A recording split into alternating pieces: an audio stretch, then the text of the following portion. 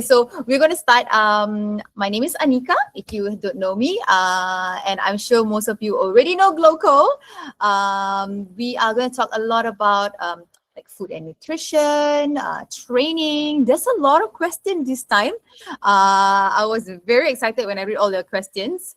So we're going to talk about navigating fitness and nutrition in Ramadan. Of course, I also want to thank Gloco for giving me this wonderful opportunity to educate and inspire all of you. So as you know, Gloco is Gloco and Gloco Move work hand in hand. So Gloco is like what you wear, active wear, your tudung and everything like that.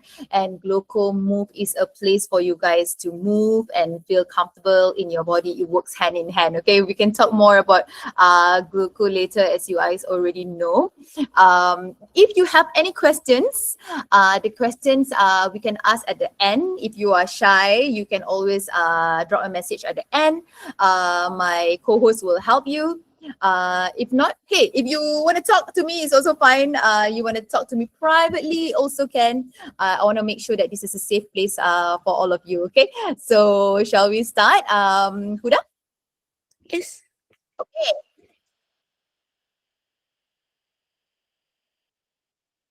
Okay, first, what happens to your body when we fast, right? So when we fast, it's a natural detoxification. When you are always eating, so when we are always like eating, we are snacking all the time. It doesn't allow our body time to like rest and digest. So when we are eating like this, when we stop eating, right, it gives our body an opportunity to, hey, pause for a little. I'm going to let it digest. So Ramadan is such a wonderful time actually for our body to detox. I feel like there's still a lot of people coming in. Shall we just give one more minute? One more minute, okay? Just few.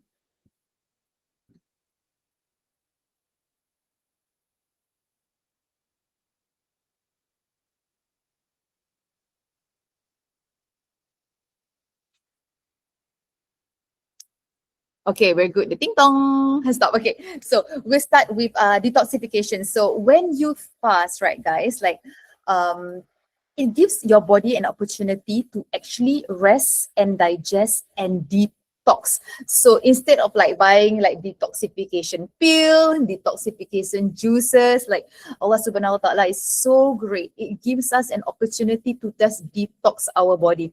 Think about it. When you want to go to the hospital, right, and you want to like get some tests running, the doctor will always ask you to fast beforehand, right? Because that's where you are at your purest state. So when you are fasting, it's a great opportunity for our body to detox. So I wanted to just know the benefits so that we all get very excited about Ramadan, right? So it helps you eliminate a lot of toxins, also promote better digestion. And second thing, of course, weight management. So what really happens when we fast? So there are a lot of questions pertaining fat loss, right? So everybody asks like, okay, like in Ramadan, like how can I support my fat loss and things like that. One thing you need to understand when it comes to fat loss is all about being in a calorie deficit. So what does a calorie deficit means? It means like if you're supposed to eat like 2,000 calories, right? When you eat lesser, you eat 1,005 calories. This is where your body has no choice, but it's going to use untapped energy, untapped fats in your body, and it will start to lose weight. So what happened in Ramadan? It's a natural calorie deficit, right? Because you're not eating so much.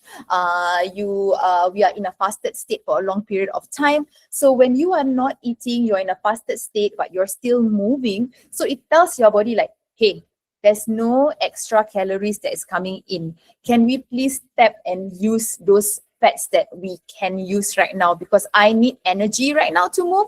I need energy to think, but there's nothing much for me to use. That's where your body knows, okay, let's use the fats. Let's use the energy here. Same in a calorie deficit. If you have been eating way more than you should, how can your body go into a mode where it wants to tap on fats, right? So when you want to lose weight, you have to be in a calorie deficit. And the beautiful thing about Ramadan is many of us are in a natural state of a calorie deficit. More more because it's a time restricted eating, right? You're eating during sahur, you're eating during buka. So there's a period of time that your body is not consuming much. But your activity levels kind of go on as per usual pre-Ramadan, kan? So your body will go into this state where like, oh, okay, I think there's a drop in energy level right now, but I still need energy. So they are tapping on those reserved energy. So that's how you lose weight. Number 3, I think this is one of the best benefit of Ramadan, but people don't talk about it so much. They talk about the fat loss that comes with it. They talk about maybe like, of course, the ibadah that comes with it, but insulin sensitivity is one of the main culprit for obesity, one of the main culprit for diabetes. So what happened is all our bodies, we have insulin, right? What happened is when we eat sugar, when we eat carbohydrates, carbohydrates is in everywhere that we eat, right?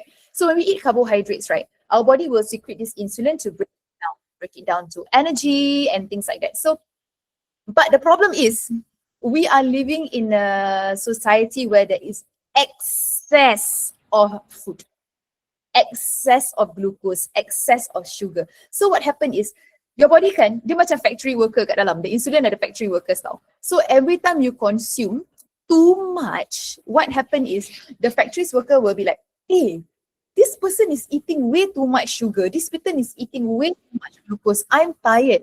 I have to keep working so hard to break this down all the time. So what happened? The insulin in your body go on strike. I'm tired. I don't want, I'm working too much. Strike. I don't want. So what happened? This is where you get type 2 diabetes. People are consuming too much carbohydrates, too much starches, too much sugar, but not much movement. And then the insulin in your body, it becomes resistant. It's too tired already. It broke down, so I don't want to work anymore. Then that's why the people will inject insulin to their body, because they need that extra help. The people with diabetes especially, they need that extra help to build, to break down the insulin. So what Ramadan do is you also stop eating way too much. And so it gives your body a break. You give the factory worker a break. Korang pergi on, go on 2 weeks leave. Go and enjoy yourself, relax a little bit more, come back stronger when you come back to work. Everybody love those type of employers, right? So that's what happened when you fast, okay? I realized that I went straight into teaching all of you without really telling more about myself, but I like to use a lot of analogy when I teach. One thing, because I was a preschool teacher before, for 6 years, and I always believe if you can teach a child very complicated ideas, you can teach an adult. So throughout this whole journey, you will hear a lot of analogy from me, but I think it's very helpful. That's where I found my love for teaching and nurturing. So coming back to this insulin sensitivity part, right? When you fast, you are not eating so much, right? So when you're not eating so much, it gives these factory workers, right? They'll be like, oh, actually not that bad. It's not a good, actually he's quite a good employer lah. I think we should come back lah, guys. We should come back. We should serve the body a bit more. You see how it works? That's why Ramadan or fasting is even sunnah, right? It's sunnah for us on Monday, Thursday for us to puasa. It gives your body a break from a lot of things. Okay, so why I want to emphasize or talk about this is because I want you guys to stray away from macam nak kurus and I just want to lose weight. If you could see the beauty that Ramadan has for us, other than of course the ibadah part, what it does to our body, you'll be so excited to start. So Huda, could you help me to go to the next slide, please? So this one, I'll just talk about it briefly. Heart health, of course, when you eat better and everything, your heart health is always good. Number 4, right, is actually reduce in inflammation. Ladies, I have trained a lot of hundreds of women, and especially now also happy to see middle-aged women starting to work out even though it's late. One thing I notice with women a lot is inflammation, okay? It's very common. Why? Because we always think we can do it all. But we can. That's the thing. We can, right? We want to be mothers. We want to be business people. We want to be entrepreneurs. We want to be the best worker at work. We still want to be the best wife. We still want to cater to our kids. We still want to work out. What happened is too much in our life also cause us a lot of inflammation. Inflammation, of course, it comes from food, but it also comes from a lot of stress for us, right? So I want to remind you guys that inflammation in our body is not great. Like if you are highly inflamed all the time, it's very hard to look good and feel good. So other than focusing, of course, on our diet that we will talk about later, I just want to remind all of you to have self-compassion to yourself, okay? You guys are doing absolutely great. I feel that women, we always put ourselves so highly, you know, because we want to do our best for everyone. But you have to remember, you cannot pour from an empty cup, okay? Taking care of yourself, going to the gym, going to yoga, going to Pilates, buying a little bit more pricey for you to eat something healthy is never a cost. It's always an investment to yourself, okay? So Ramadan actually helped to reduce inflammation in your body. Gut health also, again, is because your digestive system is finally taking a break. It's like we are not constantly snacking all the time, right? So it's taking a break. And of course, mental clarity. Huda, thank you. Okay, next. I just want to preface that this call can be quite challenging because there are advanced people who already am training every day, going to the gym every day. But from the questions that I see, there are also ladies who are completely new, that never worked out before, don't know where to start and everything like that. So I will do my best to address both, okay? So if I'm talking a little bit more about high rocks and the beginners don't really understand, I apologize. Same if I'm talking about something that is like too beginner friendly and you're a little bit more advanced, I apologize. I just want to be fair to everyone. It's like teaching like both primary, secondary school, poly, everything in the same class. So I'm trying my best to like do the best that I can. So the first question, right, especially for people who tend to go to the gym already, who weight train and everything like that, not so much women, the men will ask me also a lot. So this could help with your husband and all. They will ask like, but will we lose muscle or not during Ramadan? Trust me. One thing I always tell you guys, focus on the 11 months that you have. This 1 month won't make a difference in your muscle. But of course, there are ways. So the short answer is very hard to lose muscle if you continue to eat proteins and if you continue to use that muscle. So in better words, right, what you don't use, you will lose. So if you can, those who are already working out like in the gym, you don't have to like work out like every single day, but you can reduce the frequency, but still try to lift. So if you pair good amount of protein and your weight training, you will not lose muscle. However, if you completely also stop and then focus on too much cardio and under eat too much calories and don't eat protein, yes, there is a high chance that you will be catabolic. Catabolic means lose muscle. Anabolic means gain muscle. So maybe some of the question that I remembered you guys asked was like about protein. So for you guys who don't know what protein is, we will talk about more of it later, don't worry. But if you want to know in general, okay, not so important, but just a good tip. If you want to know how much protein you probably need to like grow muscle or maintain muscle, it is 2 grams per kg of your body. So for example, I'm 60 kilos, right? I will probably want to eat about 120 grams of protein a day. Now I know it's very confusing, okay? Stay with me. Again, not so important. I will talk about the basic fundamental of eating later. But for those who like gym goers or who really want to change their body, want to look good and everything like that, or any of your weight. So if your weight is like 70 or what, you times 2 of it. That's the higher range. That's the best range. But I understand in Ramadan it's very hard to hit. So later we'll talk about it also. So let's say again, I need 120 gram of protein just for context, guys. Okay, like if you see this farm here, and you see like this is a whole chicken here, chicken breast or something here, right? This is only 30 grams of protein. Can you see how far-fetched from reality you are? You're eating protein way too much. But the thing is, they do not know. But it's okay. Today is the day that a lot of you will learn and a lot of you will take, inshallah, a lot of teaching from it. Okay. So I'm going to talk about like how to maintain your gains for the gym goers in Ramadan. Okay. I know that not everyone can maintain, like, let's say you have gone 5 days a week already, right?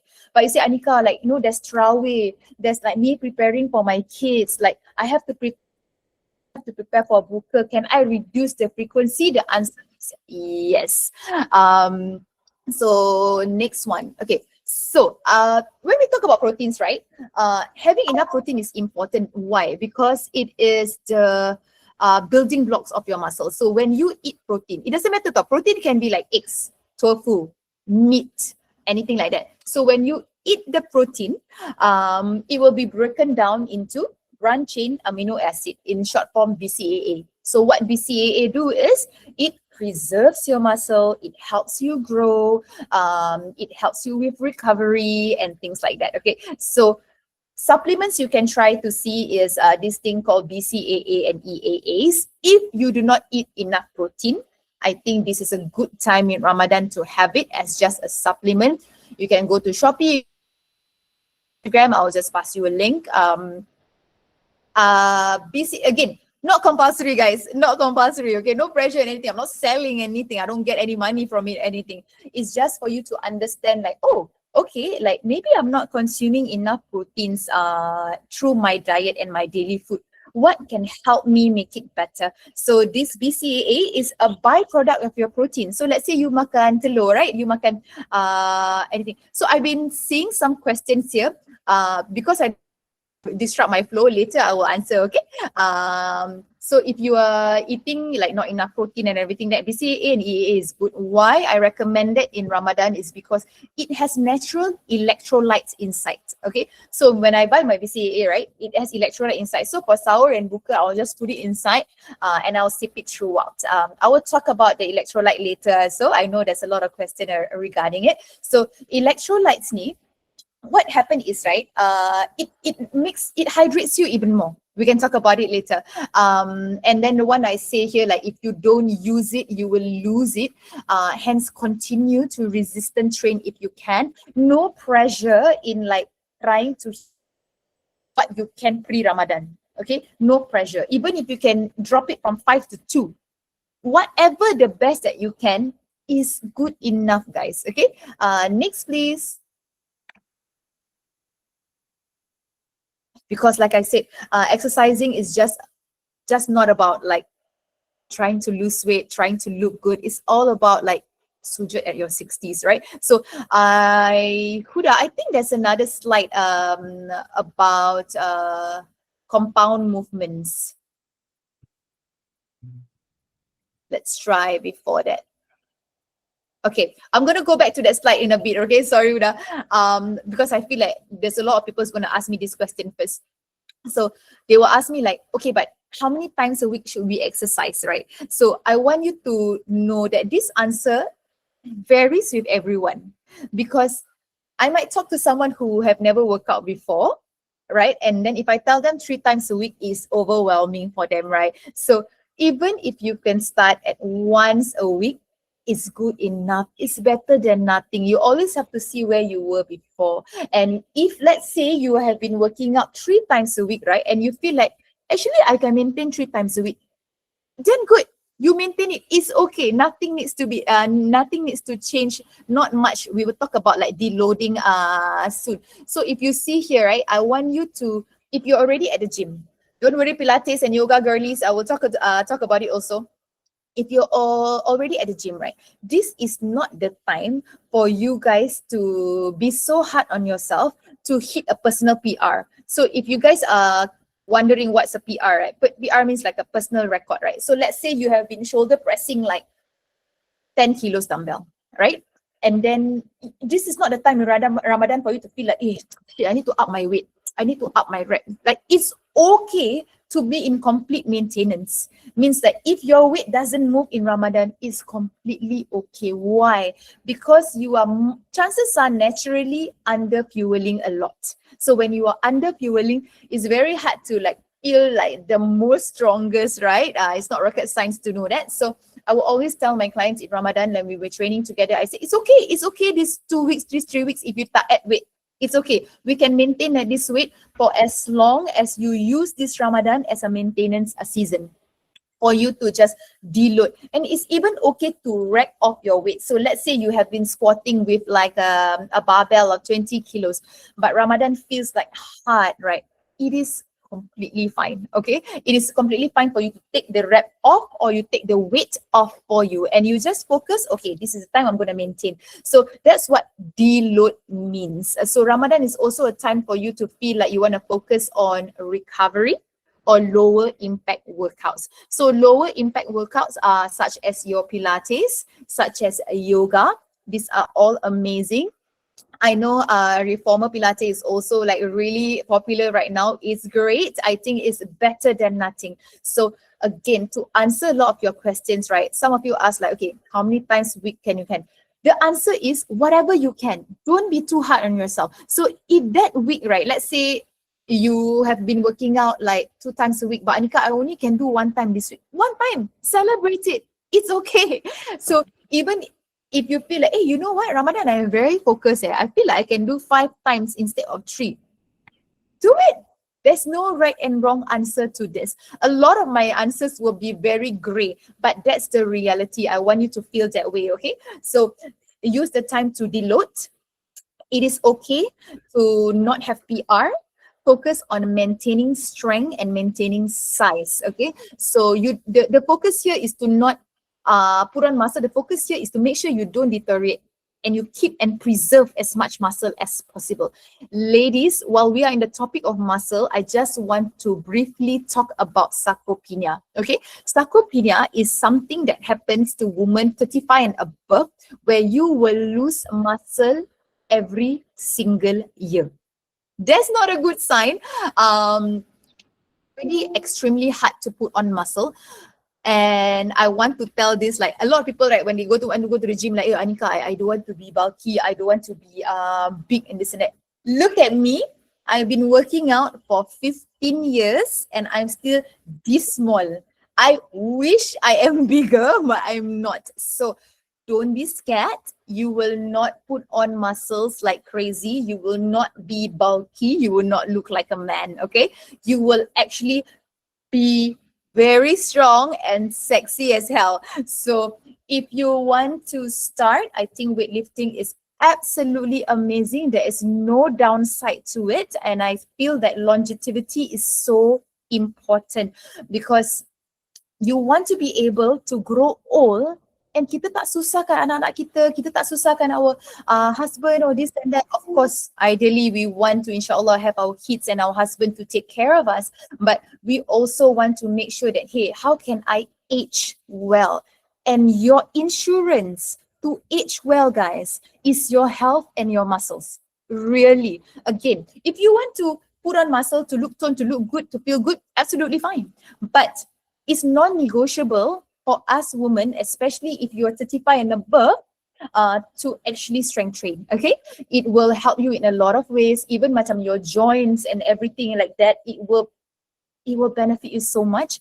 And like I always tell my clients, right, you want to go to the gym, you want to look good, absolutely great. But one thing you all need to know is longevity. So like we see in the past few slides, Huda, can you help me about the sujud part? Sujud. sometimes we feel like it's not going to happen to us because it's still very far along, right? This is what like happen when we want to buy insurance. We will never buy it because we always think it will never happen to us. But you always need to remember that everything prevention is key. So if you are constantly moving, if you are constantly strong, this will help you also, so that when you are 60, when you are 75, you still can ruko, you still can sujo, because you have strong bones and strong muscles. Ladies, we are so prone to osteoporosis as we get older, but this is your insurance, okay, to have muscles. So again, I would encourage, I know the demographic of people looking or watching this is not everybody has started strength training, and it's absolutely okay. Recently, I have these two machi, they are almost 60 already, and they started weight training with me. It is so fun to see, and it is so nice because for them, like one of them, they are, you know, some of you might already have this problem. Your knees, right, will feel like very painful and very achy when you squat, when you this and that. What happened is when you don't move so much, guys, it's like a gear kereta, okay? Kalau korang tak start the kereta will be karat, right? So same, that's what's happening to all your joints. So movement is medicine, guys. So for now, if you want to start with whatever easy classes that they have, that you have been going, class pass or Gloco move and everything like that, just any movement is better than nothing. But if you can focus on strength and building muscle, this is your metabolic health. Next slide, please. I love this quote. It's such a good reminder. So strength physically, mentally, and spiritually is also encouraged in Islam. As you can see here, the strong believer is better and more beloved to Allah than the weak believer. Well, that is good in both. Next one. Right. So just now I mentioned about deloading and like altering your workout, right? So for those of you who has been, okay, for example, me, I work out like 6-7 times a week, but very short bursts, like 30 minutes, right? So maybe in Ramadan, right, I want to cramp it from 6 days to 2 to 3 days. What you guys need to do is focus on compound movement. So the next question is, what is a compound movement? Compound movement means multi-joint movement. One time you go to the gym, bangs for your bucks, hit as much. So for example, right, your bicep is such a small muscle, you know. You don't want to go to the gym just to do that if your frequency is very low. You want to go to the gym, do one exercise that can hit a lot of things. So for example, a bench press, right? So you sit down, you take the dumbbell, you bench press. That kind of movement is a compound movement, means it hits your shoulder, it hits your chest, it hits your back a little bit. When you contract, it hits your tricep. Every single thing, one good move, boom, inside the gym. So if you can screenshot any of these guys, it's no problem. You can go to the gym, focus on like building fundamental compound movement. So even if you go twice to the gym, but you do a good 2 compound session with great intensity, you will see tremendous results in your body and your training. Your rep range, I know there's a few questions asking about rep range. You can keep your rep range between 6 to 12. Why 6 to 12? Because this is the hypertrophy range, but it's also a strength range. Remember what I said? You want to maintain strength more than you want to just try to hit a personal PR and everything like that. So if you can move your training to 6 to 12 reps, it's good. If you are confused, like what is rep? Rep means the repetition. Okay, so for example, you're doing squat, right? So you do 6 to 12 squat like that. Okay, so like a lower body also. Instead of it's not like doing like quad extension or hamstring curl is wrong. It's just that you want to focus on big dynamic movements. So like your walking lunges, your hip thrust, your barbell squat. These are all workouts that you can do that will hit a lot of things. So example, kalau you were to do a walking lunge, you will hit your calves, you will hit your hamstring, you will hit your glutes, you will hit your a lot of your hip flexors and everything like that. So one shot, one good movement, 6 to 12 reps. If you have more questions in regards to this training and everything, please DM me in Instagram, whatever. I will gladly help. Okay. For yogis and Pilates and everything like that, should you continue? Absolutely, yes. Like I said, movement is medicine, is better than anything. But before I talk about high rocks running and hybrid training, for the people who does yoga and Pilates, right? 2 ways, okay? Those who are extreme and always do like hybrid and everything like that, Ramadan is a good time for you to actually inculcate lower impact activities like yoga and Pilates. Absolutely great, okay? But for yogis and Pilates, right? When we were in the topic like on sarcopenia, and recently there's a lot of people who ask like, is it enough to do Pilates for strength training? I'm going to give you a very, very, very honest answer. The answer is no. I don't want to sugarcoat it. I try to my best to always be honest and transparent. Yes, Pilates is absolutely amazing. I love Pilates also. But if you want to think about strength, growth, protecting your joints and everything like that, it's not enough. You have to start to strength train a little bit. And dia tak payah macam like so kecoh guys, like what high rocks and everything like that. Even if it's just going to a class and follow a strength class, is better than nothing. Once a week and everything like that. Again, strength, there's a lot of benefit, longevity, your sujud. Guys, sidetrack, okay? I don't know if you guys know, I've been flying with SQ for almost 10 years of my life also. I've always done a lot of things at one go. So even when I'm flying, I'm doing 80 hours of personal training all on my off days. Why I'm telling you this is because I want to just share experiences. When I fly and I see like people finally, you know, at like 60, 65, they are not working anymore. They are like finally they can enjoy life, but they are on their walking stick. They cannot walk too far. Their knees hurt, and this and that. I just want to remind you that while we want to focus so much on our careers, when we want to focus so much on everything else, collecting wealth and independency, don't ever forget that you work so much so that your retirement, you can be free, enjoy life, travel the world. But sometimes I see that's the time that people struggle the most because they don't take care of themselves when they're younger. They don't strength train and everything like that. So it hits close to home. Like when I finally have the means, I want to bring my mom for a holiday, and she was like on a walking stick and everything like that, and she was telling me like, oh, you know, Kaka, if you can repeat time, you know, make sure that you eat supplements and everything like that so that your joints don't be like mine. In my heart, I know that she didn't take care of herself when she was much younger, you know. So I just want to sidetrack and remind you guys the power in just movement and strength training, because there is no point for us to slave our way through work every single day to collect money, to retire one day, only to not really fully enjoy your retirement because movement becomes so restricted. And like I said, we always think that it doesn't happen to us, but I think starting from now is always an amazing plan. There's nothing bad about strength training, okay? And while we are the topic of strength training or just metabolic health, good news, guys. Our metabolism doesn't slow in age. I know, right? I thought we are always like taught and being told like our metabolism will slow down in age. Like that's the reason why we gain weight when we are 40. The moment we hit 35 and above, all hell break loose. Actually, two things happen as we age and why people put on fats. Number one, lifestyle change, of course. When I say lifestyle change is as we get older, we get married, we have kids, we have everything like that. We take care of big positions at work. What happened? Stress, time. So we reduce our activity level, right? Kita dah tak work out as much as we were in our younger days. That itself contributes to lack of muscle and weight gains. Number two, as like I said, as we get older, lifestyle change, money, right? We have more money. Why? Because we are working already, we are this and that, and then we are eating out more and everything like that. It's a good problem. It's a good problem. But when you eat a lot more and everything, there's abundance of junk food and everything like that, and a reduce in activity level, that causes a lot of weight gain as we age. Number two is actually the loss of muscle. As we lose muscle, our metabolism goes down. You don't want that. You know, it's like you want to make sure that you preserve as much as possible so your metabolism will get higher. So it is not impossible, guys, to be in your 30s or 40s and have more metabolism in your 20s. Kalau 20 years old you tak pernah work out, tak pernah like be healthy, eat enough protein, and then 40 years old, you put on muscle, you be strong, you eat protein, your metabolism will actually get better. Metabolism will only slow down at 60s.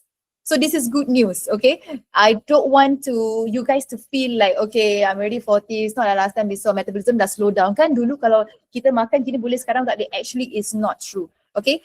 We know this, use it to your advantage, okay? So those who are doing yoga and Pilates, keep up the good work. But if you want to, once a week, add a little bit of strength training, good for you. Those who are already going to the gym, focus on compound movement, focus on maintenance, focus on recovery. All right. Now we're going to move on to high rocks running and hybrid training because there's a lot of people who ask this question also. Let's talk about running first. Let's go. Okay, can we run during Ramadan? Yes, you can run during Ramadan. How and when you run matters more than the run itself. Okay, so let's go through some protocols next. Okay, like what I'm trying to say, right? Your routine or your exercise don't have to completely stop just because it's Ramadan. It's just about managing it. That's all. We don't want to be in all or nothing, black and white thinking. This is something that I see women struggle a lot when I talk to them on onboarding calls, right? They are always black and white. Bila I want to start diet, I want to go all out. Bila I want to like exercise, I want to go all out. There's no gray.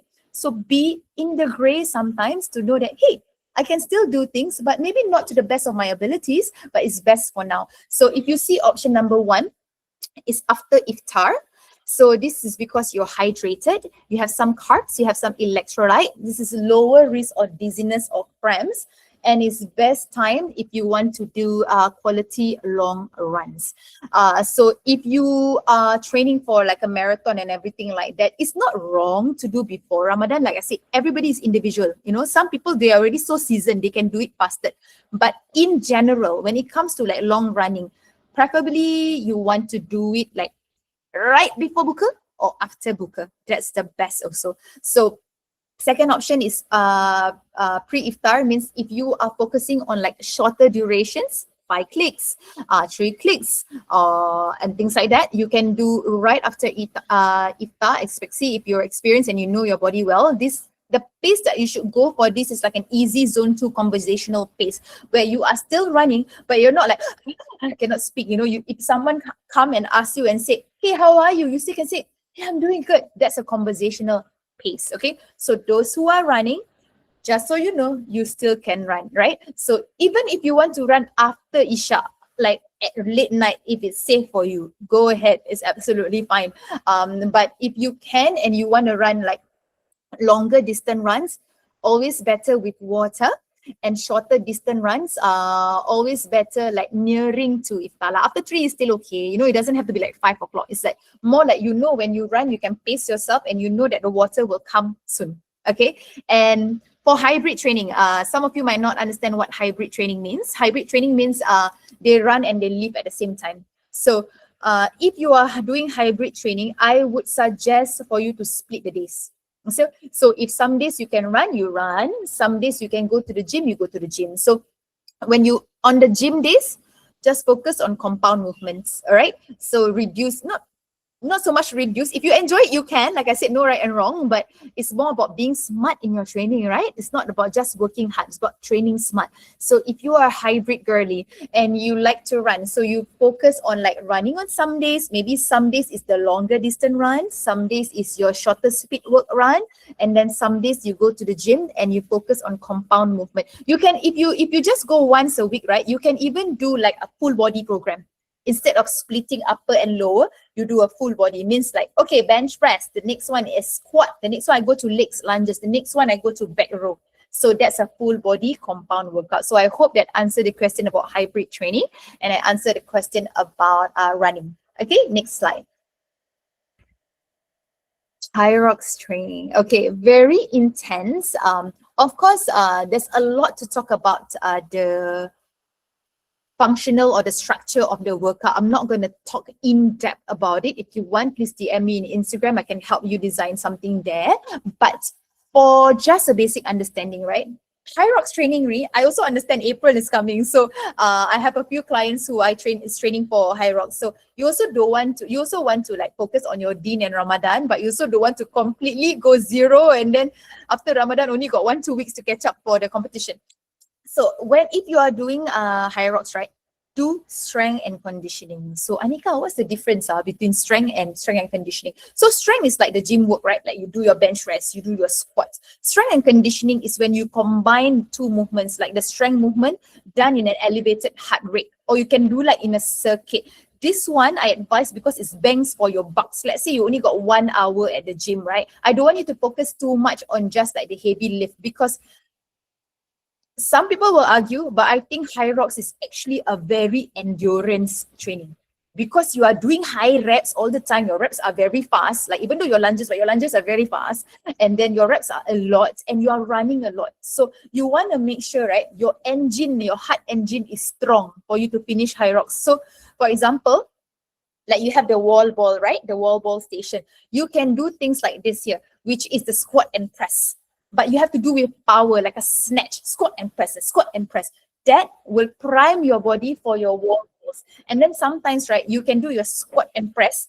Just gonna check the time. Okay, you can do the squat and press together with like your ski ergs. So you design a circuit. So you squat and press, you straight away go to your ski ergs. Ski ergs 30 seconds, and then you breathe, and then straight away take the dumbbell, go to the lunges. Like, so you practice and you stimulate it in an hour, just like a high rock session, you know. But you are, like I said, it's not wrong if you just want to do row, you just want to do bench press to get stronger. It's not wrong. But if you ask me and you have limited time, I would ask you to do strength and conditioning together. So in one session, like I said, so this picture here, the lady that is doing the row, right? What happened is, when you practice your row, remember there's a station where you have to pull the ropes, right? So you are pulling, you are building strength in your muscle, you're building strength in your arms, you're pulling that muscle. So you can do like those bench, and then you go straight to a row. After that, like a superset workout, okay? So again, I don't want to confuse the people who don't do high rocks at all, but I also still want to add value to the life of people who are doing high rocks. So again, for people who do high rocks, you still probably have those days where you want to practice your running, but you also have to have those days where you practice your strength and conditioning, right? So on some days you want to run, you can run. And some days you are at the gym, you want to focus on strength and conditioning, something that can bring your heart rate really high. So for example, like I said, you think of row, you row for 30, 45 seconds, your heart rate is really high already. Then after that, you go to like a farmer's walk, or you go to a lunges and continue lunges. That's training your heart health to endure such high intensity for high rocks. So this one, again, probably you do it after you have drink water, or probably you do it like right before you want to break your booker. Again, guys, I just want to remind you, your body will need time to adjust. So first week of Ramadan, so a lot of questions that people ask me is how to manage fatigue, how to manage thirst, how to wake up when you weak. I'm going to answer your question now.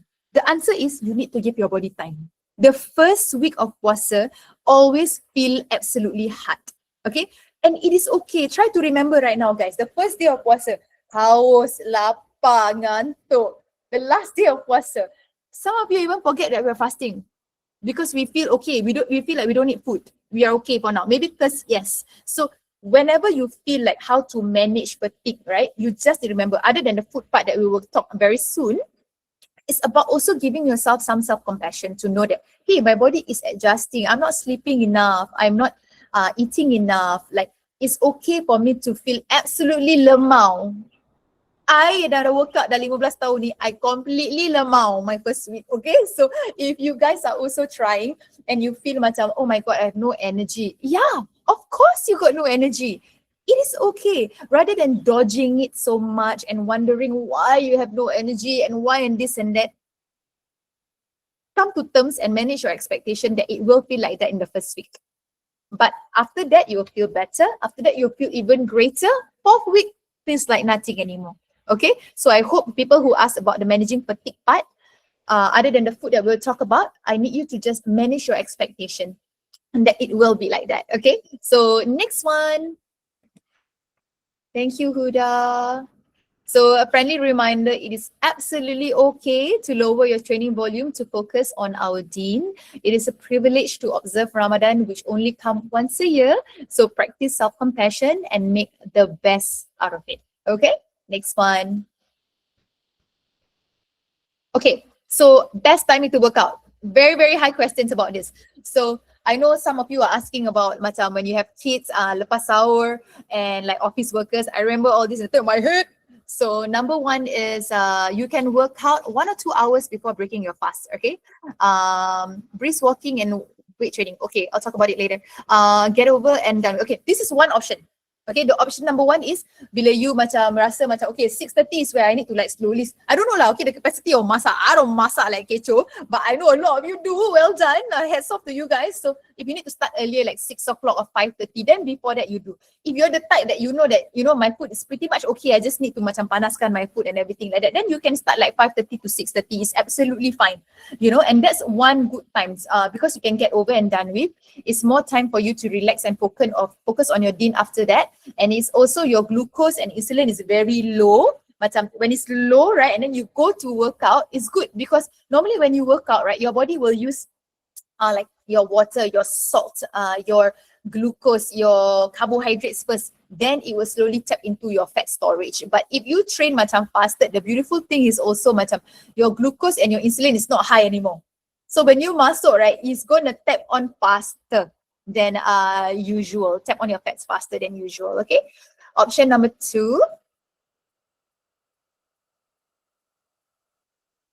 Okay, it's actually immediately after breaking your fast. This is what I do. Again, guys, what I do is not superior than anything else or anyone else. It's because it fits my lifestyle, right? So if you guys know, you just, when you read this you try to go back to your lifestyle right now and try to think, which one is better? Okay, even though Annika does that, I don't think it will work for me. It's really okay. So for me, right, I will break my fast with like some water, BCA or electrolytes because I'm PT all the time in the gym. Sometimes what I do is I will just take a date and I will just drink water or something like that or a banana, and then I will work out because to me that's the only time I have.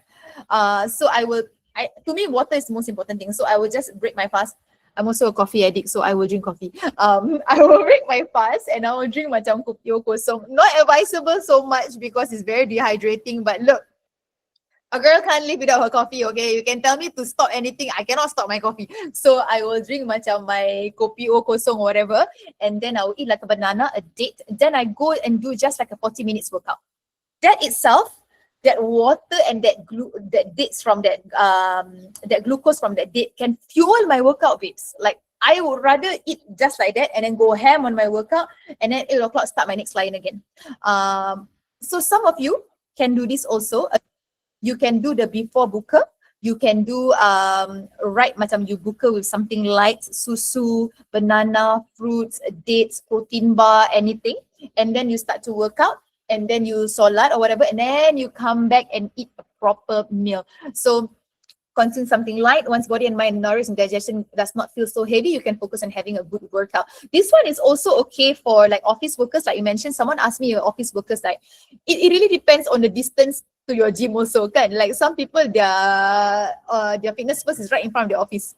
So like after they clock out at 5, they can just work out for a while and then go home. But some people, their workplace is at Jurong and they stay at Pasir Ris. So like where can they be? So I feel like the question about that office but really depends on you and how you can do it. If you feel like you are also having a family, you want to eat together with your family first, then you balik dulu lah. If you feel macam like, actually, I normally eat alone at home and this and that, and I think I can just book with something like first and workout is also okay. So I hope that answer about the question about the office workers there. Next one. Okay, best time to work out number 3 is actually after your Isha lah, late at night lah. Okay, so you have given your body time to digest your big meals. We don't want to work out straight after a big meal, guys. You have given your body the proper hydration and fuels. The cons of this is just that it might be a little bit too late for some people. It really depends. Some of you who is reading this might be a late owl. Some of you who are reading this might be like an early riser, right? Or gym closure at certain time. Some gym close like at 9 or 10, right? So lepas you solat Isha and everything like that is also good. And some of the only cons is a lack of sleep due to early wake up call. So again, 3 options that I recap right now: before buka, after light buka, and then after buka. Next one. The best time to work out is the time that you have. Just show up. So I have a question, like someone asked me, but Annika, the only time I have is after sahur. Like currently also I have 2 to 3 clients who are early risers. They wake up at like 4 a.m. type. So they will bangun and then they prepare their kids punya school stuff and then they prepare their kids punya breakfast and then they do the school run. So they told me like, Annika, but you know that time yang I sahur tu, lepas tu that 30 minutes tu sebelum budak-budak I semua bangun, that's the only time I have. Like, girl, have it. It's okay. The best time you have is the best time to train is the best time you have. Don't complicate it. I always tell all my clients, don't think about like best time, this time. The best time you have is whatever you have. If we have a big meal right before we sleep. Okay, we'll talk about that in a bit. So to answer your question about the office worker, to answer your question about like the best timing is the best time that you have. Okay? Tak salah. Kalau korang nak wake up pukul 2 petang boleh, korang nak wake up pukul 2 pagi pun boleh. It's more about managing what you have and just that kalau you makan banyak sangat, you just have to be careful that you don't feel too sluggish after that, you know, because you also don't want to like vomit or anything like that. If depending on your workout also lah. So let's move on to the next one. There's so little time but too much for me to tell, and I love educating, so I hope that I'm not taking too much of your time. Anybody, if you need to leave, you leave, but I'll try my best to speed up after this, okay? So a lot of question that comes is about macam motivation and where to start, all right? So look, I can have a whole other webinar to talk about this, but many of you, I just want to remind you guys, right? Like, you have to focus on the small little things first, right? Everybody in the questionnaire say, I'm not motivated, I'm not motivated, I'm not motivated. That's the question. Because sometimes when you think about starting, you think about starting too big. Think about starting as small as you can, just like going for 15 minutes walk. You see how you break it down so small that it looks so achievable, right? So I want you to think that way, look achievable. So even if it's like, instead of macam you don't know what to do, you sign up for ClassPass and go for one class. It's better than nothing. Or you feel like, oh no, like my 90 minutes workout that I always do is so hard. Let me just do a 30 to 40 minute gym circuit. Or I always tell my client, just be 1% better every day. So what is your 1% better? So sometimes they do a reflection with me in online clients. They will just say, oh Annika, my 1% better today is I eat more protein. Let's celebrate that. So maybe they say like, Annika, my 1% better is I hit my steps today. Let's do that. Maybe my 1% better is I add more colors in my food. I eat more veggies and I eat more fruits and everything before or during my meals. Let's celebrate that. Do you see that 1% every single day is 365% in a year?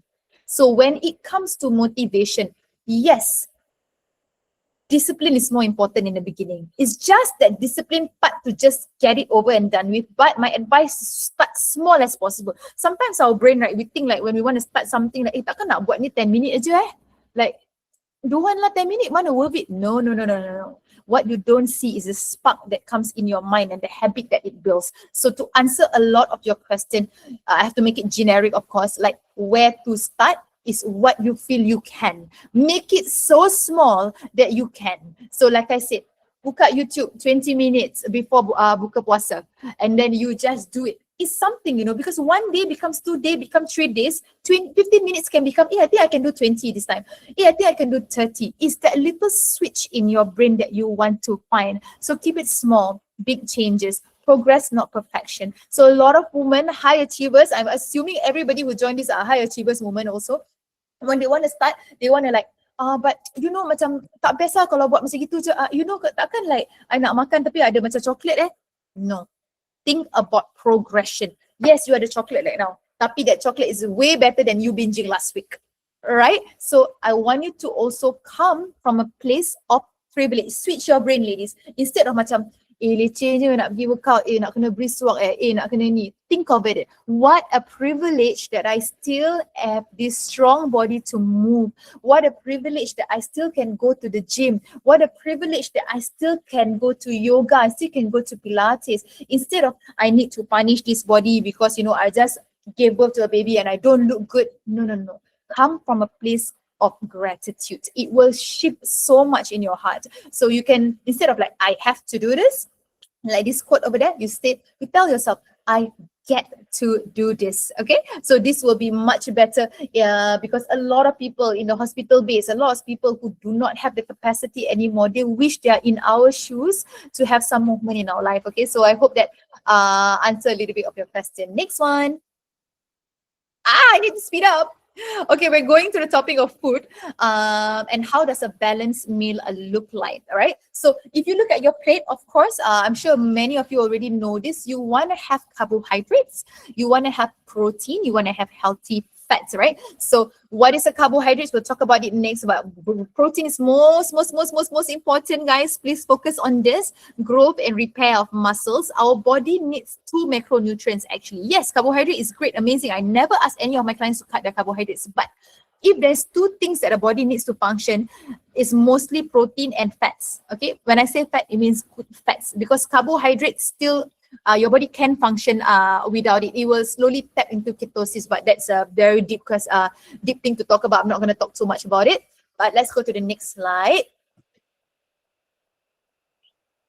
Okay, cheat sheet, right? So if you think about protein, what is a protein? Chicken or any meat, you know, if you are more vegetarian, so you can have like tofu, tempeh, eggs, ground beef, steak, seafood, protein shakes.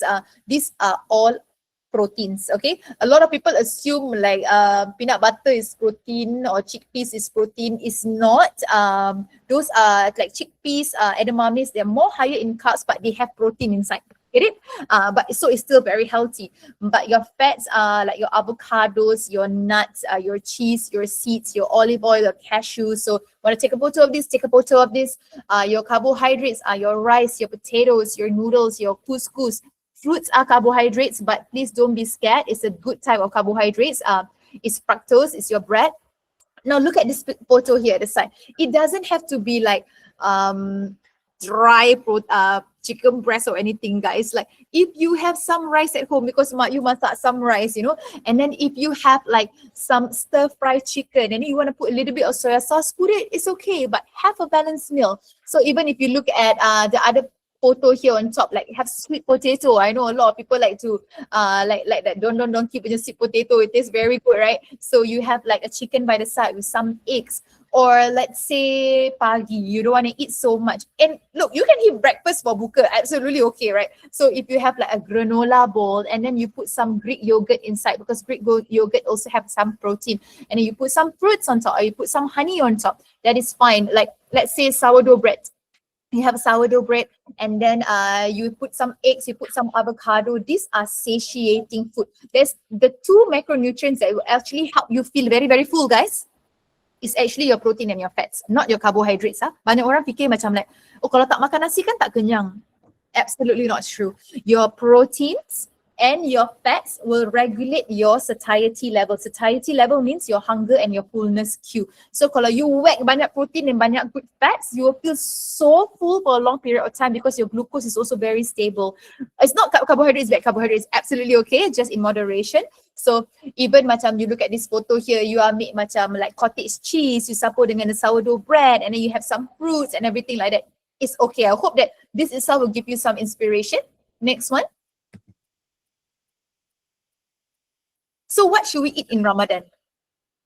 I wish I could tell you a sexy answer, but if you were to look at the spreadsheet just now, the macronutrients of protein, fats, fiber, this is what you should be consuming all year round. Correct or not? Because you want to eat a healthy, balanced diet. So what you eat in Ramadan is actually the same. It's actually the same. You want to inculcate everything that is very balanced in your bowl, you know, in your food, in your daily life. So healthy eating should be practiced all year round. The only thing that changes is actually the timing of your meals. So let's say last time you makan breakfast, now the breakfast will be in sahur. So let's say last time you eat dinner, now the dinner will be during buka. Just that there are moderations that can make you feel fuel your body and keep you guys hydrated, which I will talk about next. I love this quote a lot. Islam teaches us balance, not excess. So the Prophet Muhammad SAW said, the son of Adam does not fill any vessel worse than his stomach. A lot of our diseases come from actually just our food, guys. A few mouthfuls are going to keep him going. But if he must, then 1/3 for food, 1/3 to drink, and 1/3 for air. What does that mean, 1/3 for air? It means don't eat past your fullness. That's not something that you want. Even our brain, right, guys, when we are eating, right, it will take about 20 minutes for our brain signals to go up to our brain and tell us, hey, stop. you are actually quite full. So in that 20 minutes, kalau kita tak slow down and tak kasih ourselves time, we are going to the second serving, third serving, fourth serving. Your brain haven't even get the signal that it's full. Okay, so next one. So sahur, for example, a lot of people are asking about sahur. Again, I want to like recap back that it shouldn't change so much if you are focused on a balanced, wholesome food. Okay, so if you can, guys, please don't skip. So a lot of question that comes is macam how to fuel ourselves, how to not feel fatigue, how to macam make sure that we train well. It's from your energy level, it's from your food, guys. So I hope that answer your question about the fatigue level. All is about fuel. Okay, you cannot rum your Lamborghini if you don't give it proper petrol and fuel. Okay, so most important means you include some good carbohydrates. Let's say oats, brown rice, wholemeal bread.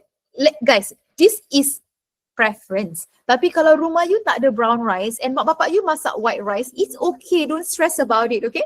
Add healthy fats. It's important to add healthy fats because you will feel very full. Healthy fats also good for your hair, for your skin, for your nails, ladies. So healthy fat, what is it? Olive oil. So even if you like want to cook something or put some dressing, you can put olive oil. Peanut butter, for example, peanut butter with your roti and everything like that. Avocado, keep you full, energy longer. Your proteins, your fiber.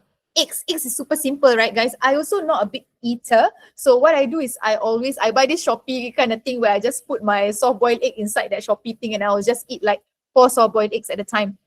A lot of people when they hear, four eggs, that's a lot.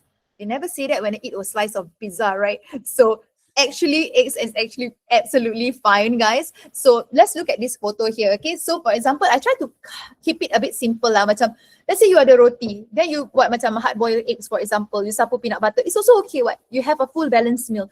Let's say you ada telur, then you just ada sweet potato atau pisang or something like that. It's still a balanced meal. Your dates are consider fiber and carbohydrates. Okay, so let's say you ada yogurt. So you put that yogurt, you put some cashew on top, which is your good fat. You put some fruits on top, or a little bit of honey is also good. I'm a huge fan of protein shake. I don't want to talk so much here because I don't want to confuse you guys. But protein shake ni, it's not going to make you guys bulky or whatever, okay? Protein shake is just an added supplement. Let's say, like I say just now, I need to hit 120 grams of protein. That's a lot of chicken I have to eat, right? So protein shake is just helping me to meet my protein intake for the day. And for me, I will make milkshake lah. I'll put my protein shake, I'll put susu a bit, then I'll put like dates inside, then I'll make milkshake. It's very easy for me to eat for in sahur. Or I will take oats, right? And I'll put my protein shake inside and then I will just put it in the chiller. The next day I put peanut butter, some fruits and I eat it. So that's a protein oats, for example. So in this picture, you just can see like you want to just make sure that it's simple, it is easy. Whatever it is, guys, jangan stress. Whatever that is convenient for you is the best one. Okay, next one. Oh, I think we missed one page. Yeah, so what should we eat during buka? Also pretty similar. You want to keep it a balanced meal. Bila you tengok that bowl tu, you nak tengok what is the protein that I have today. Like I said, doesn't have to be dry chicken breast, guys. It can be chicken thigh, it can be shrimp, it can be beef, it can be tofu, it can be tempeh, it can be eggs, it can be salmon, it can be anything that you see from the macro sheet just now. So you look at it, you think like a healthy balanced diet. Does it have to be like this dry stick? No. Kalau you nak letak cili padi on top to help you eat better, go ahead. The most important thing is you must also like that food, right? So example, you tengok this salmon. Guys, nowadays, if you have air fryer, you can just put the salmon inside the air fryer, put the broccoli inside, put the potato inside, boom, one time. 20 minutes, go and shower and everything, come back, the meal is already there. Let's say you like bread. Who likes bread? I love bread. If I were to choose one thing, one carbohydrates my whole life, it will be bread, okay? So if you say like a bread is bad and everything like that, we don't do that. We don't demonize food, okay? Food is food. Anything that is bad is because it is in excess, okay? So let's say you ada sandwich kat rumah, right? And then you nak taruh macam smoked salmon on top of your sandwich. It's a little bit of cream cheese. Have it. Let's say you ada sandwich kat rumah and then you ada macam some of you already do the new multi chicken breast. You want to chop and put that chicken breast sandwich on top. Have it, put some tomatoes or something inside. Easy and fast. Even tuna can, for example. You ada roti, you ada tuna, and then you are so busy, that's the only thing you can have it. Wraps, I love wraps because wrap tak payah masak much, so I just take the wrap, I campak some leafy green on top, I put some chicken, I wrap it and eat it. And then like you see, right, everything in moderation, right? So let's say you take the rice, you take some veggie, you take some meat. Pause. I got one question I remembered, someone asking like, but Annika, how am I going to eat together in a social setting with my mother-in-law and everything like that? So I teach one thing with my client is I teach them moderation in a way. Okay, let's say mak you masak asam pedas I want you to take that plate, right? I want you to take the rice, the asam pedas rice that they cook. What you need to do on your part is to prepare your own protein aja. So let's say you buy from a meal prep company ke, you just air fry a little bit of chicken ke, you go to the NTUC and get the new multi chicken breast fillet ke, those chicken breast fillet dah masak tau. So all you need to do is add the protein onto your plate. Take your mother-in-law's asam pedas 1 or 2 tablespoons and put it on top also. In that way, you are jacking up your protein. You are still eating her food. You are still in the middle. At the end of the day, guys, we are also adults. We cannot live our life in obesity or in like a lot of diseases and keep saying, because we live with someone, they ask us to eat this, because they do this. Nobody will show that put down our throat. We want to respect them, but we also need to take radical responsibility over our health. Okay, so I hope that pops out in mind. I hope I kind of help you with it. If you want to DM me and ask me more, I can help you more.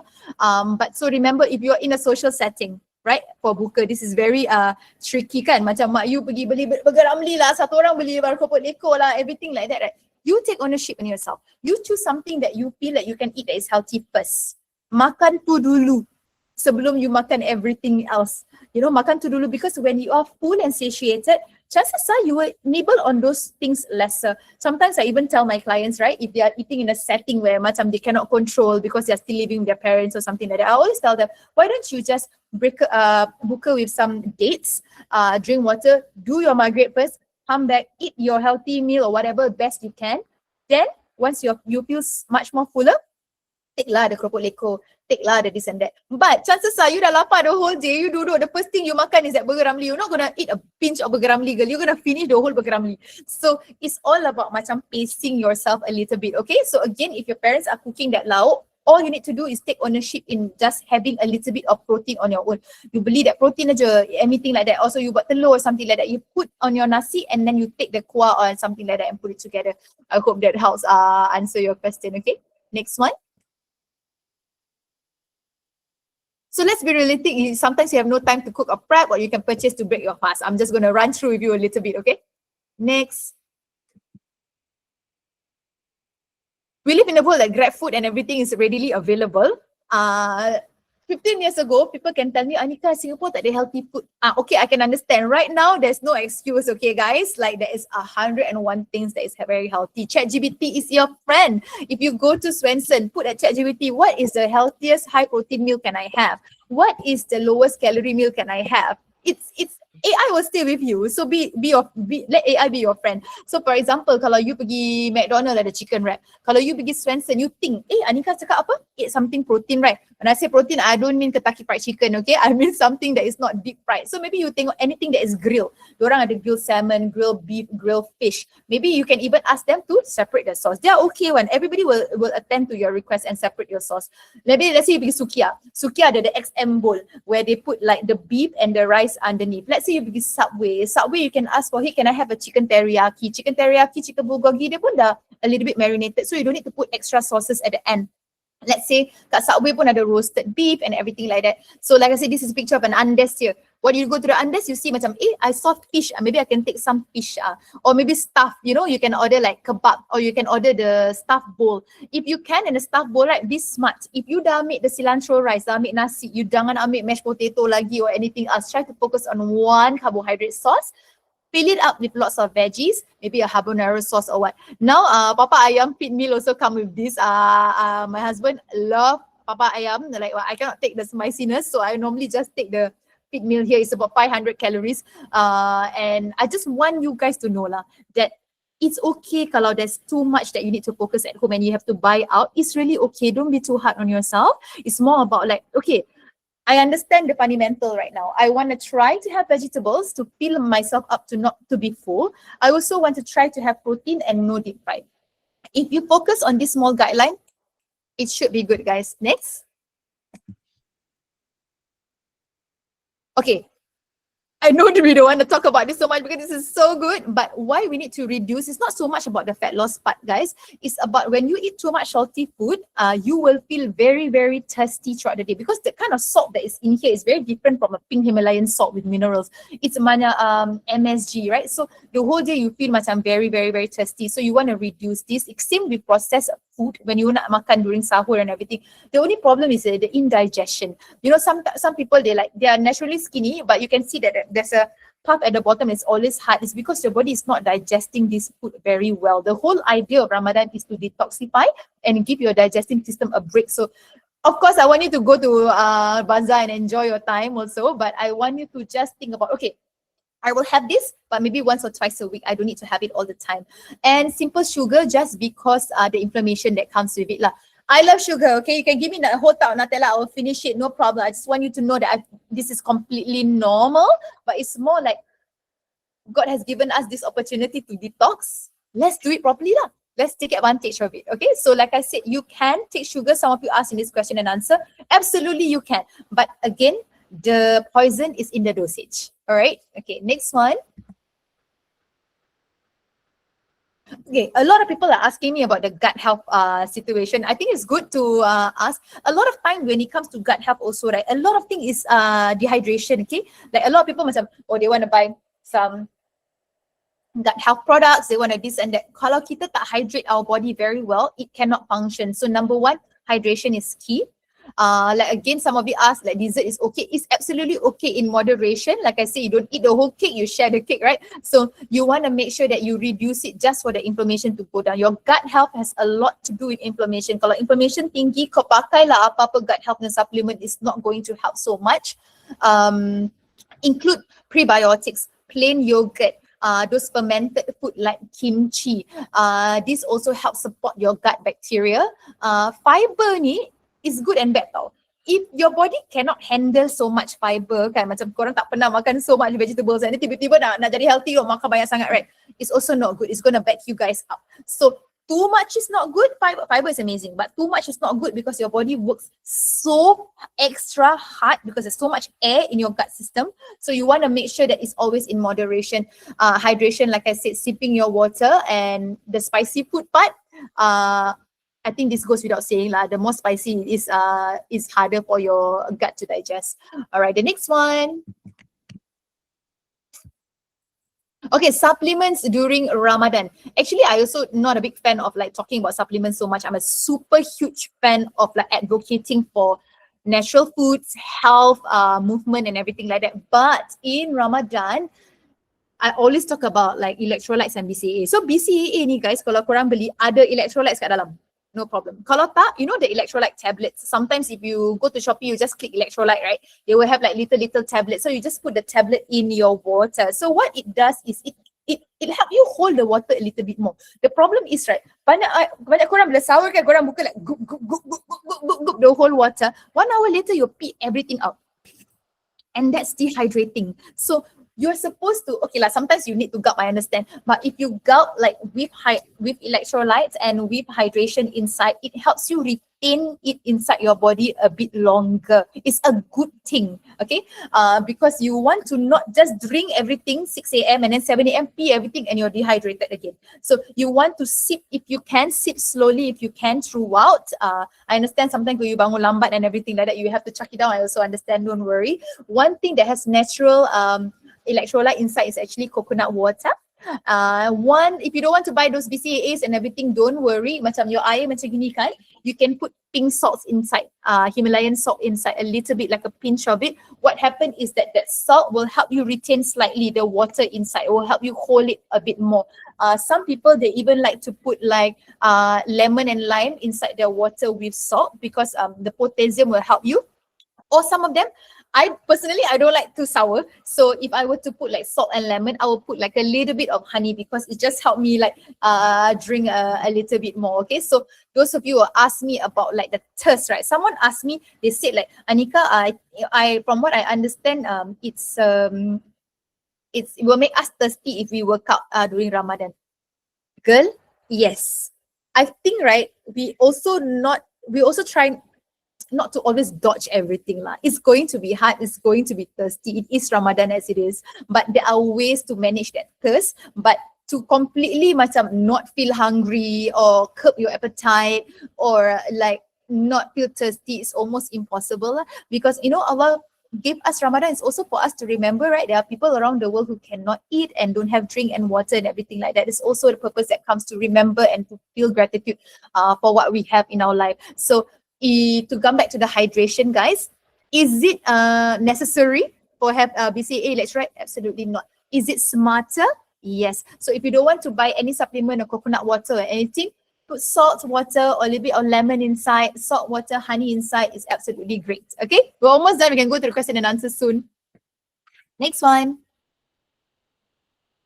Okay, breastfeeding. I have to read a lot about this because obviously I'm not credible about this because I don't have kids, but 80% of my clients are all mothers. So I always bounce off ideas. And I'm also a new auntie last week. Woohoo! So I read a lot about this and breastfeeding in Ramadan. So I just want you guys to know, right? When it comes to like breastfeeding, it's all about your hydration also. So, and you nak kena makan.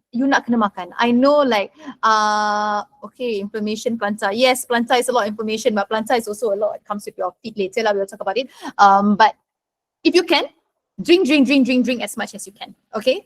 Water, soups and milk also help. So sometimes kalau you rasa you tak boleh get the water from too much water from here, right? You can make soups. You can make milkshakes. You can drink milk out of things. Okay. Just to help you macam have a little bit of like hydration in the body. This is important to make sure that the milk production is there. I know some people take fenugreek, but again, I cannot recommend you. I'm not a nutritionist to recommend things like this. Some clients told me fenugreek help them a lot. Some clients told me the fenugreek make them like their baby don't like the taste. So that one I cannot comment. You can bounce off ideas with each other. Don't take too much caffeine because it will dehydrate you. And the most important one, guys, is you need to makan. Really, you need to fuel yourself and makan. So because milk supply, it needs energy. That's why people say, right, if you breast milk, you macam lose weight faster. It's because when you are breastfeeding, it's a lot of energy consumption going out. So you are losing weight. So if you feel like, oh Annika, but I cannot eat so much during sahur, it's a bit hard. Then you focus on higher calorie food, but like very healthy, such as nuts. Nuts kecil, tapi calories banyak. But it helps you like have calories inside for your milk production. Salmon, avocado, dates, these are all very good.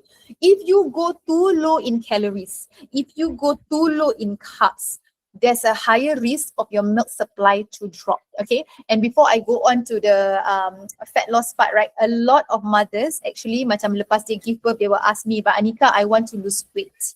But Annika, I'm still breastfeeding. How do I maintain this? So if you, I also want to preface, right? Like, it's very hard to be in a calorie deficit and still expect your milk supply to be very high.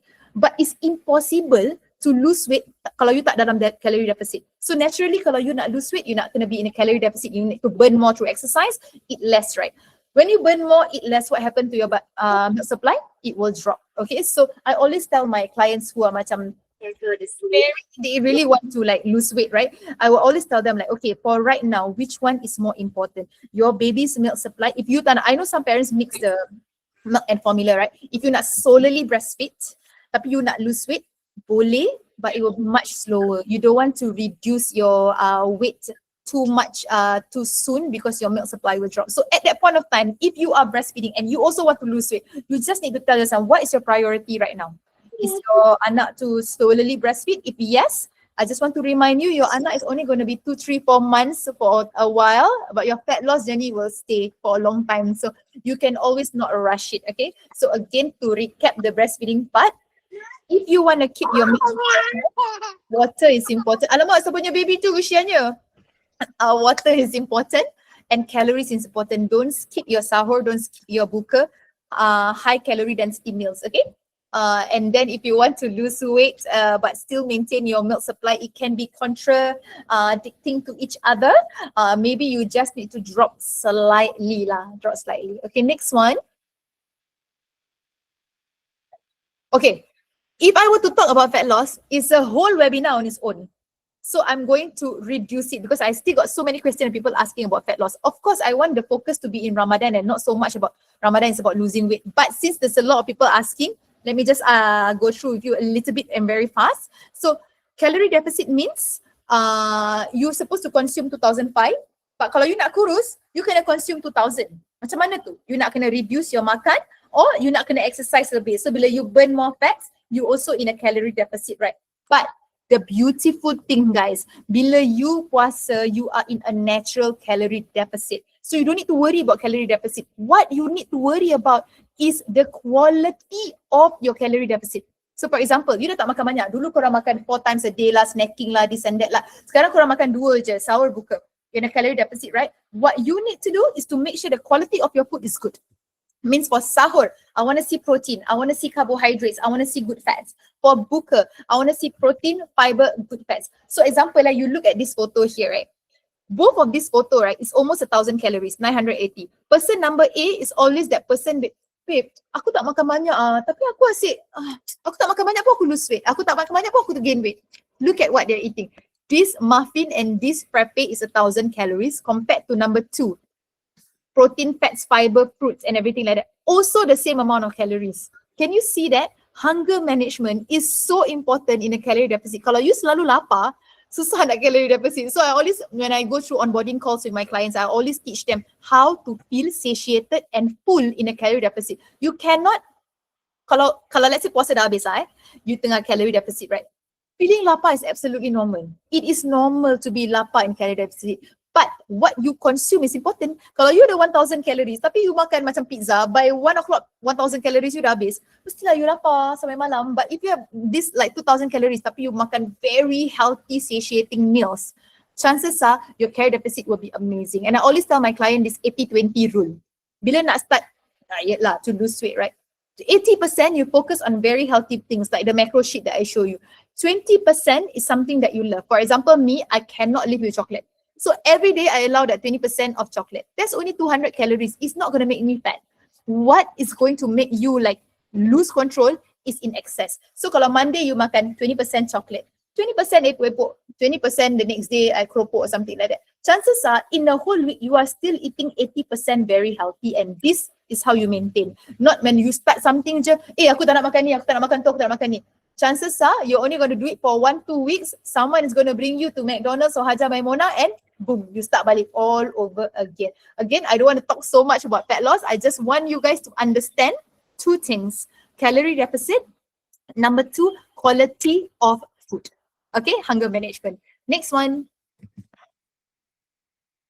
Fun facts. Honey is one of, these are all sunnah food that our Nabi loves. It's good for healing. Do you know that honey is the only food in the whole wide world that will not rot? Cool kan? It helps immunity, infection, aids with digestion, blood sugar. Next one.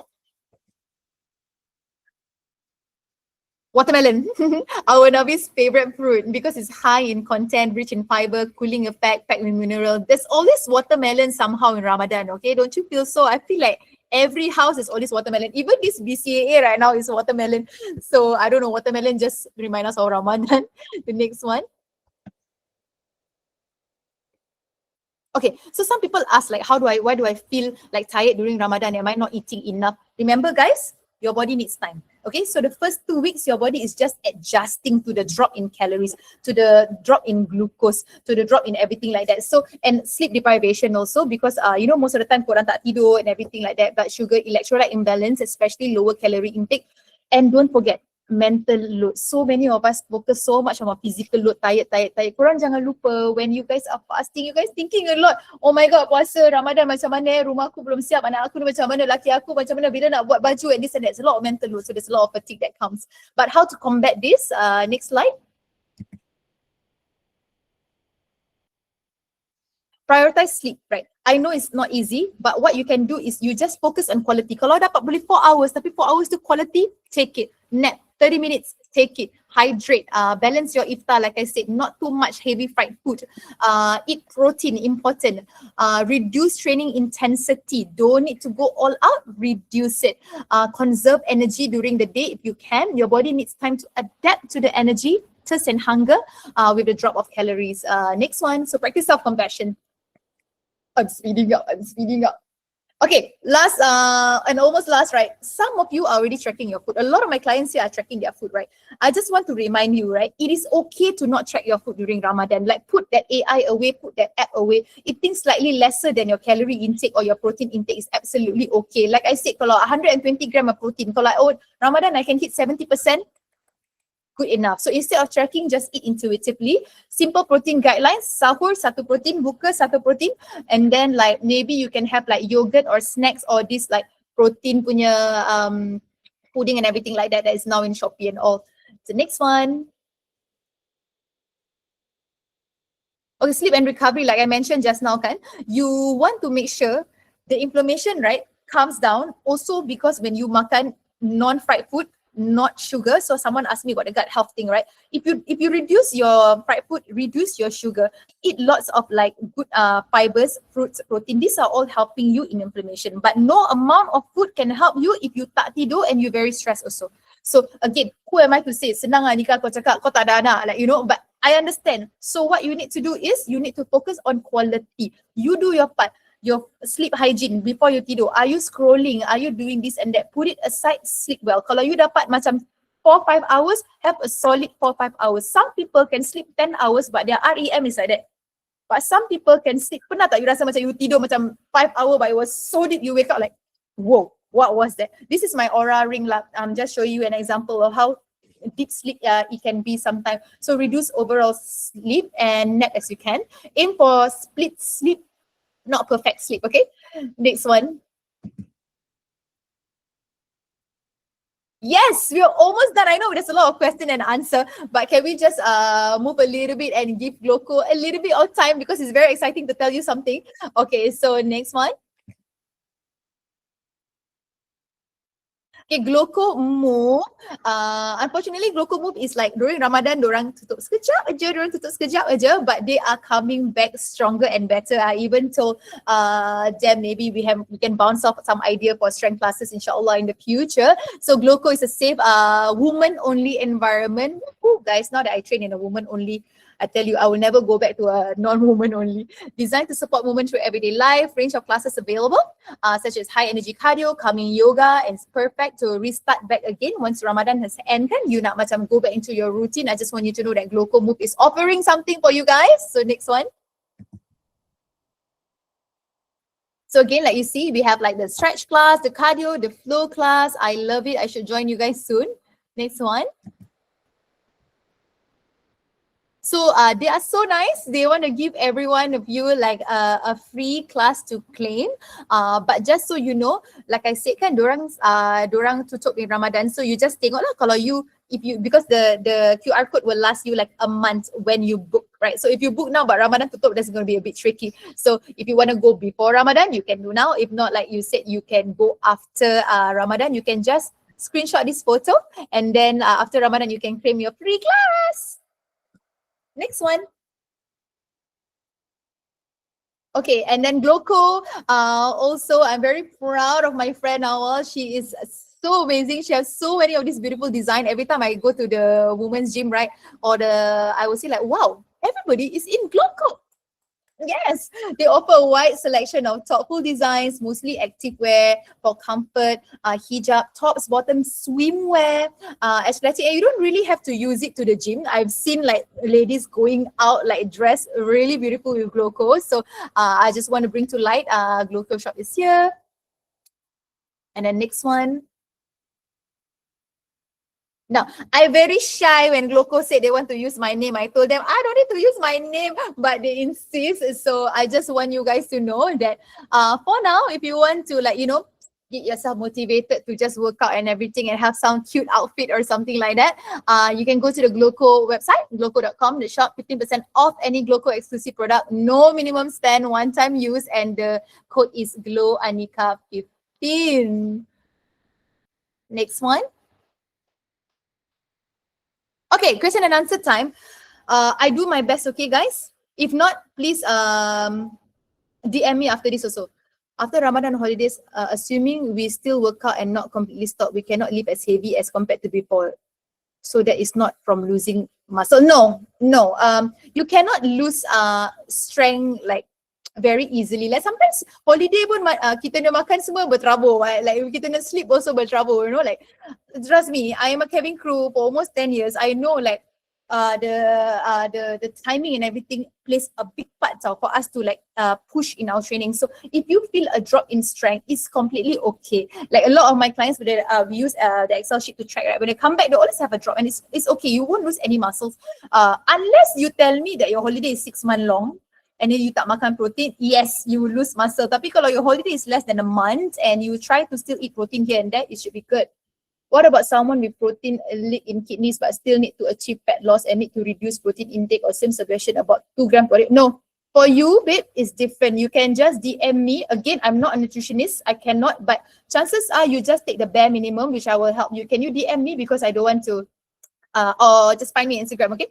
I will help you with it. But chances are for you, you need to reduce a little bit, but not to the extent that macam tak. And you can always use it to eat it in macam the lower ones like tofu, tempeh, edamame, chickpeas. But I'll help you with this, okay? If we're doing brisk walking and weight training in one day, which one should we do first? Does it make any difference? Because it's brisk walking, I would say no difference. Unless it's running and cardio like that, chances are, I always tell my clients to do your post-cardio afterwards. The logic is because when you want to do weight training, right, you want to be safe, correct? You want to do deadlift, you want to be safe. You tak nak injure yourself and everything. So the most energy should go to your weight training because you want to keep yourself safe. And then whatever energy you have left is good for you to do cardio after that. Again, this one also, that's the best way. Tapi kalau some of my clients say, but Annika, I feel good if I like walk on the treadmill first, run the treadmill first and work out. You know what? Whatever that makes you feel like you can be consistent, that's the best one, okay? But the best answer is cardio after weight. But since you are only brisk walking, it's absolutely fine, whatever that suits your day. If you have a big meal right before we sleep because we are trying to eat more protein, because we can't get enough throughout the day, or because we do a workout right after buka, is that not good for digestion and also body?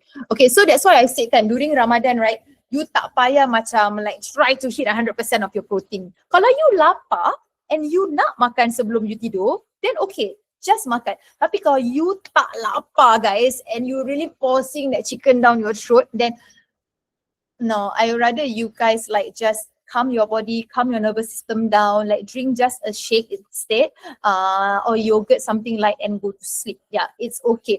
It's not that your body is not, nothing's going to happen lah, but like it's just that maybe you won't get the best sleep because your body is working hard to digest your food, okay?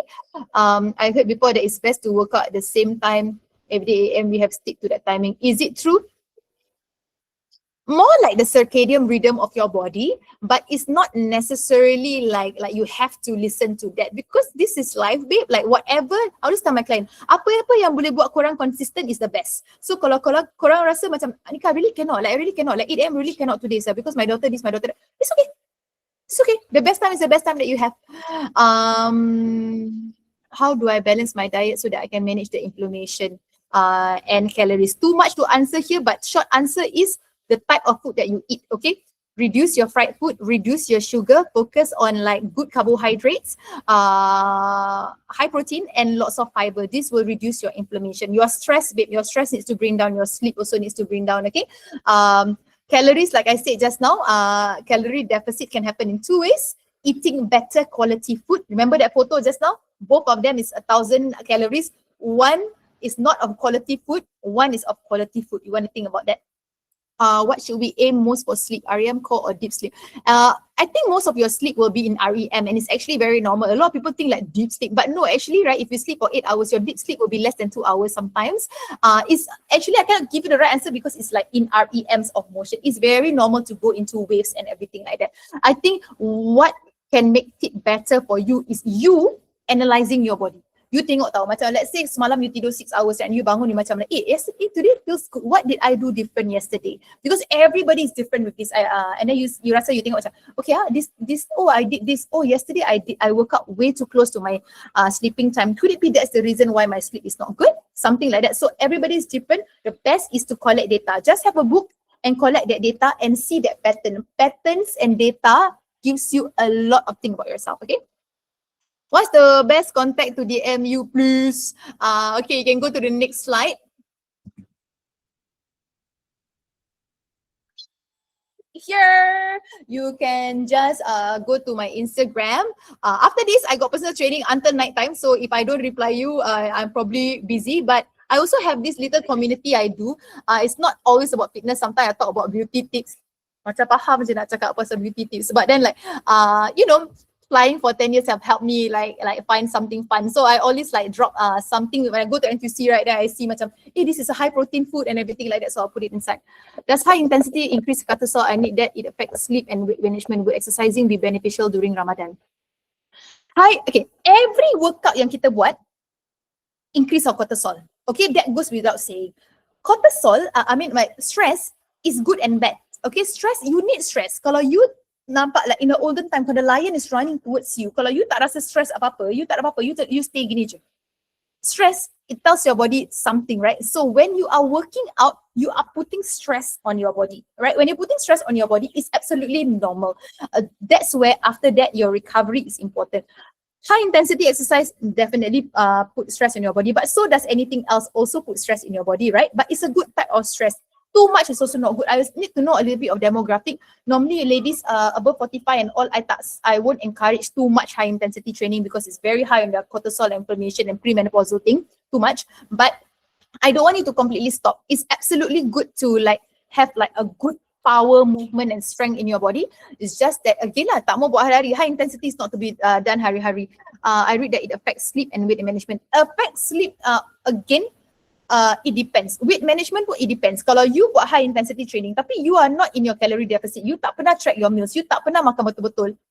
This one more important than your high intensity affecting your recovery. You faham kan? So when you want to about weight management, right? 80% is all your makan. Really, 80% is all your makan. You jaga your makan, you start to eat better, start to put more fruits, vegetables inside, chances are you will absolutely see a lot of difference, okay? Would exercising still be beneficial during Ramadan? Absolutely, absolutely. Is weight plateau normal? I've lost two-digit weight and my weight seems stagnant. Will calorie deficit still work or do I need to change it? A lot of context that I need to know, but weight plateau is absolutely normal. Actually, weight is not the best indicator at all. So sekarang ni, there's a lot of questions I can ask, macam what are you doing? Are you just running? Are you just weightlifting? Most of the time, kalau someone weightlift, they will also put on muscle kan? So example, their weight is 60 kilos. They lose 2 kilos, but they gain 2 kilos of muscle. Then it looks like 60 kilos again, right? So will calorie deficit work? Definitely. But then again, the question is, how do you know if you're in a calorie deficit or not? Are you tracking? And things like, or do I need to change it? Sometimes you need to change it, but it really depends. It's only when you are so confident, you tell me, Annika, for 6 months, I've been in calorie deficit and I dah track everything like that to the T and I tak lose weight. Then yes, you have to drop even more. It means that metabolic adaptation comes to play. But most of the time, people think they're in a calorie deficit, but they are not. But you can try to track first, or you can DM me for more. Okay, I will help you a bit more. I know that time is running out so much. Any workout? Okay, this is with the last question, guys. You can always reach out to me. Okay, it's not that I love to help everyone. Also, there is no specific workout for macam PCOS or a specific workout for someone in the 47 years old. I know someone asked this. Every workout is good, but for PCOS, right? You just need to understand that it's good and bad. Your testosterone is very high, higher than normal people. So use it to your advantage, weight train and everything like that. But you are also insulin resistant and your stress level can get higher. So the higher intensity workout might not be, is good, tapi jangan buat selalu. Kalau you nak buat HIIT once a week boleh. Tapi ideally you want to bring your parasympathetic nervous system down and then do some yoga, pilates and weight training is the most important. Thank you so much, Angloku Padino. It was very informative. Thank you so much, guys. The group chat will be here till today. They will put the screenshot there for you so that you can go to Gloco. You can, get excited to get some new clothes in. Again, I apologize for any of my shortcomings or if I cannot answer everyone. I'm doing my absolute best. I love what I do, and thank you for giving me this opportunity to add value to your life. I hope to see you guys soon. You can just contact me in my Instagram. Again, Gloco, Thank you for giving this opportunity. You guys are the best. And I hope to hear from you guys soon. Please, there is no such thing as a stupid question. If I don't reply so fast in Instagram, just know that I'm a workaholic, so I work a lot, but I always try to help as much as I can. Okay? Thank you, everyone. Thank you, Nawal, Huda. I will leave this soon, and anything I will see you guys in WhatsApp. Okay? Bye.